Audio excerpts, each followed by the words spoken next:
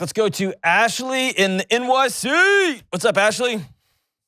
Hey, Dr. John. Great to talk to you. You too. What's up? So I'm just going to jump right into it. Jump right into it. Swan dive into it.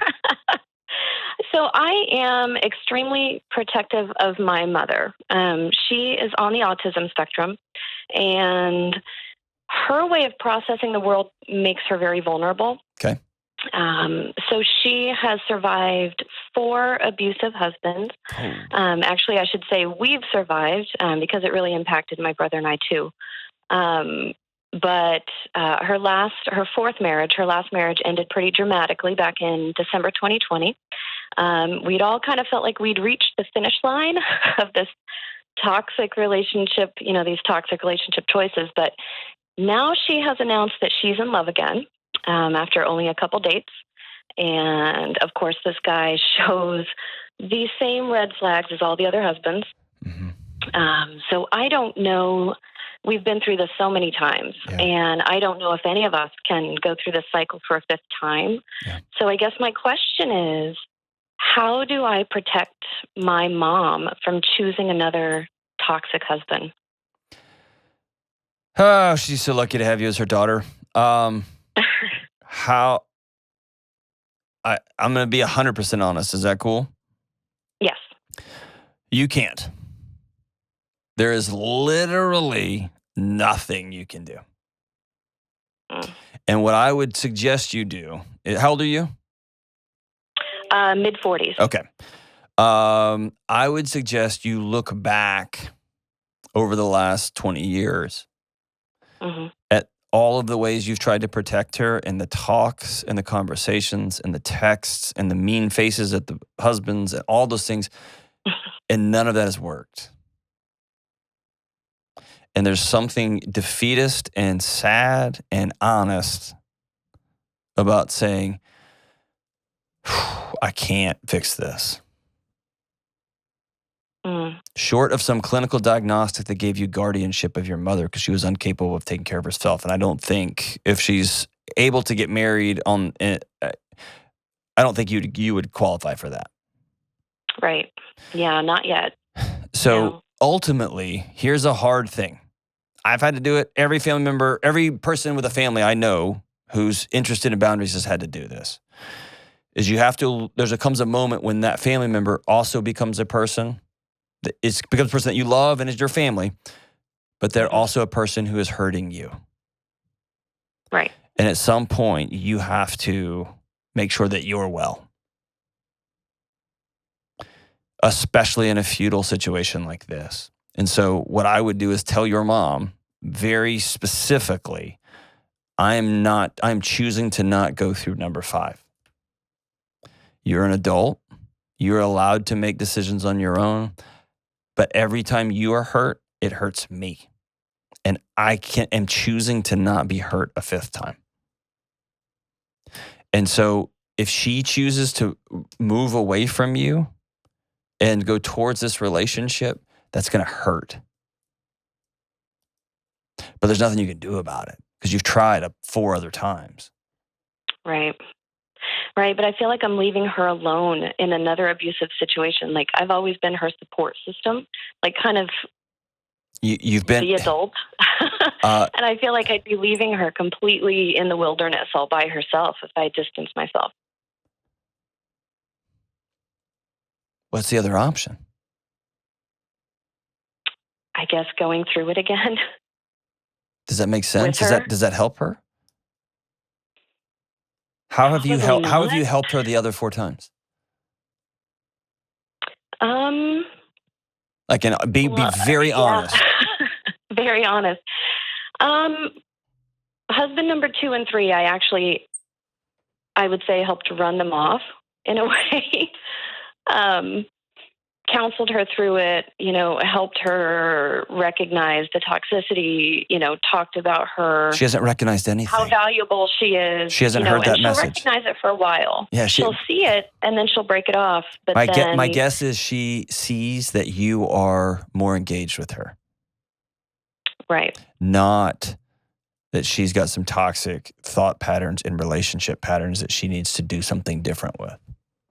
And I don't know if that's because of her cognitive capacity. I don't know if that's because of childhood traumas or both. Who knows why? But the reality is she hasn't learned those messages. And so this is going to be really ugly, what I'm about to say. The help that you have given her has been, you've loved her. And you have loved her unconditionally. And you have continued to walk alongside her. The lessons you've given her have not worked. And that's what I'm saying. You're continuing to pour water into a bucket with a hole in it. And so here's what boundaries look like. The same as you probably would do with your kids, which is you will always have a place to stay. He will not be welcome. You will always, I'll always take care of you. But from this point forward, you're going to come this way. Unless you decide, are you married? No. Okay. Unless you decide, your brother decide, well, here we go again. We're just going to be in this. And if so, make peace with that. Don't fight that. Yeah. Make peace with it. Yeah. I am my mother's ninja warrior, and that's just what I do. I fight. I help run off bad guys. Right. And then she attracts the next one, and then I run that guy off too. The next one. Yeah. Right. If you choose it that feels to be nice in the moment. There's a lot of resentment, I think, attached of course. to that I've never told her because I don't want to hurt her feelings. But is she unable to? Why are you protect her so much? Well, she sees the world differently. So the way that she processes the world, she takes everything very literally. She doesn't understand sarcasm, manipulation, deceit, these kind of things. And so she is very easy to be lied to because she'll believe anything that somebody tells her. And I think for whatever reason, she attracts men who will lie to her. And when she's in love, logic goes out the window. Right.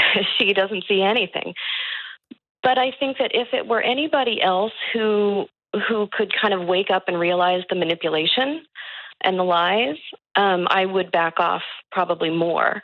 But I feel like unless I am there to, I would say almost interpret for her what's happening in front of her and to lay the foundation. This is manipulation. What he said to you isn't true. You're worth more than that. You realize that, whatever. If I'm not there to interpret the situation for her, I feel like she would actually be in a worse position than she's already found herself in. So I do see myself as a protector, which I would probably just keep doing if it didn't impact me in the process. So you want both sides of the fence. And you can't. I do. I just don't want to resent her for it. So I want to still help her, but you've got to choose to not be resentful, which means you got to take care of yourself. Right. And so if you're choosing to look at this as though you're caring for an adult with special needs, and that she is a danger to herself, or she has no ability to protect herself from danger, that's a totally different pathway. I'm going to seek to get control of her finances. And I'm going to seek to get control. I'm going to pay her rent. Using her money, I'm going to pay her rent. Right. Which I actually do. I am in control of her finances since the fourth marriage. Okay, great. So she willingly handed that over to me. So that's a good, excellent. Good first step. I know that this community doesn't like this phrasing. It's just easier in a short term. The highly functioning autistic folks I've worked with have been the best people to get very, very clear boundaries. If you do this, I will no longer be accessible to you. You are choosing him or you are choosing me. And that is a choice that you get to make. And so I don't know what that boundary looks like. All I can do is look at the last 4 rounds and realize that hasn't worked. And so the other side of it is, if you choose to love your mom by walking alongside her and protecting her, I would come up with some even firmer boundaries. Like, I don't really know how to do that.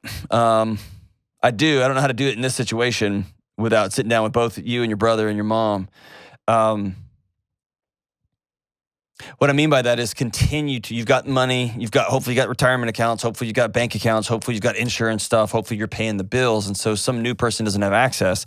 My fear is that some new person is going to come give some very compelling reasons and she's going to revoke that access for you. And then you'll end up in a mess. Or you ask for guardianship and you ask her to sign over guardianship for you. And that may be a path forward when it comes to really, really strong boundaries. Or you put her in some sort of assisted living facility or something. Ultimately, you've got to decide how you're going to do this. And when you make that decision, don't get mad at the other side of it, because both sides are a choice. Either you're going to step out and say, these are my boundaries, and there's a potential mom's going to go off the rails and become victim to somebody who's a predator, or you're going to be all in protecting mom, and you just know you're going to lose a lot of weekends over it, because that's a choice that you made. But once you make that choice, be at peace with it. Be at peace with it. Be at peace with it. And I know that's hard. You're going to have to practice and that's when you have to sleep, take care of your body, all those things. You have to eat right. You're going to have your friends. You're going to have to do all that stuff too that you know. But make your choice and exhale through it. And I'm sorry that you're in this. I know this sounds so hard. It just sounds hard. Like I said at the beginning, your mom's super lucky to have you. Make your choice and make peace with it.